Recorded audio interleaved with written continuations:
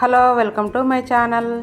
బీట్రూట్తో ఎన్నో రకాల రెసిపీస్ చేసుకొని తినుంటారు. స్వీట్ హాట్ చేసుకొని తినుంటారు. కానీ ఇలాంటి డిఫరెంట్ అయిన రెసిపీ చేసి ఉండరండి. పిల్లలు బీట్రూట్ తినరు. ఇలా చేసి పెట్టారంటే చాలా ఇష్టంగా తింటారు. మార్నింగ్ బ్రేక్ఫాస్ట్ గాను, ఈవినింగ్ స్నాక్స్ గాను చేసి పెట్టవచ్చు పిల్లలకి. దీంట్లో మనం బెల్లం వేసుకొని తింటున్నాము. బెల్లం కాకుండా శనగల కూర వేసుకొని తిన్నా కూడా చాలా టేస్ట్గా ఉంటుంది. ఇంకెందుకు ఆలస్యం, అరటాకు పిట్టు ఎలా చేసుకోవాలో చూసేద్దాం. బీట్రూట్ పైన ఈ తోలునంతా తీసేయాలి. సన్నగా కోసుకున్న బీట్రూట్ మొక్కలనంతా మెత్తగా మిక్సీ పట్టుకోవాలి. 2 కప్పుల బియ్యం పిండి వేసుకున్నాను. ఇందులోకి చిటికెడు ఉప్పు వేసుకోవాలి.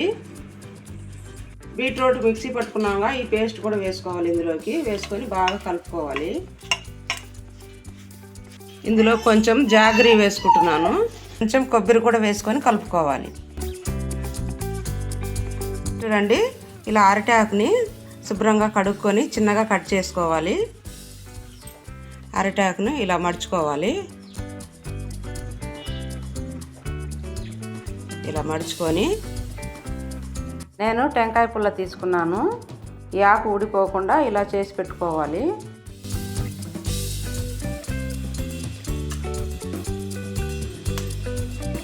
ఇలా ఏదైనా ఒక పుల్ల ఇలా రౌండ్గా పెట్టేసుకోవాలి. పుల్లతో చేసుకొని పెట్టేసుకొని ఇడ్లీ పాత్రలో నీళ్ళు వేసుకొని ఇలా పెట్టేసుకోవాలి.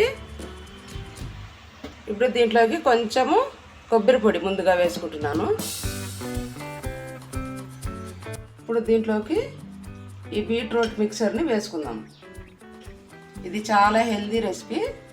పిల్లలకి ఇలా చేసి పెట్టారనుకోండి, మనం అరిటాకుతో చేస్తున్నాం కాబట్టి అరిటాకు ఫ్లేవర్ అంతా దీంట్లో దిగుతుంది. తినేటప్పుడు చాలా టేస్ట్గా ఉంటుంది. ఇప్పుడు దీని మీద కొంచెం కొబ్బరి వేసుకున్నాము. కొబ్బరి వేసుకోవాలి. చూడండి, బియ్యము బీట్రూట్ వేసి కలుపుకున్నాముగా పిట్టు రెసిపీ. బియ్యం పిట్టు. ఇప్పుడు ఇదంతా ఈ 4 అరిటాకుల్లోకి వచ్చింది. ఇలా కలిపి వేసి పెట్టుకున్నాను. ఇప్పుడు దీన్ని ఉడకబెట్టుకోవాలి. ఇప్పుడు గ్యాస్ వెలిగించుకొని ఉడకబెట్టుకోవాలి.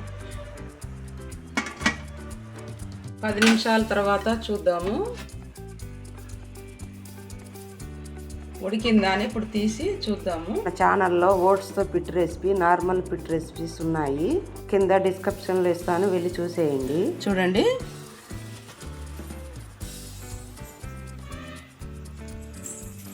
ఇప్పుడు తీద్దాము. వావ్, ఇలా తీస్తూ ఉంటేనే ఎంత బాగా వచ్చేస్తుందో చూడండి.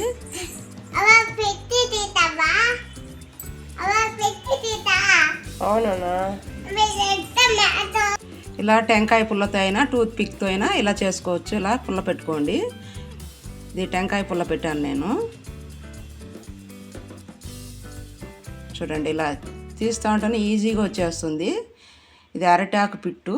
మనం ఇడ్లీ ప్లేట్లో పిట్టు మేకర్లో వెరైటీగా మన ఛానల్లో ఉంది. ఇది డిఫరెంట్గా ఇలా అందరూ చేసుకునే విధంగా అరటాకుతో ఇది చాలా టేస్ట్గా ఉంటుంది. పిల్లలు పెద్దవాళ్ళు అందరూ ఇష్టంగా చేసుకొని తినేయచ్చు. చూడండి, వావ్, చూడండి ఎంత బాగా వచ్చిందో.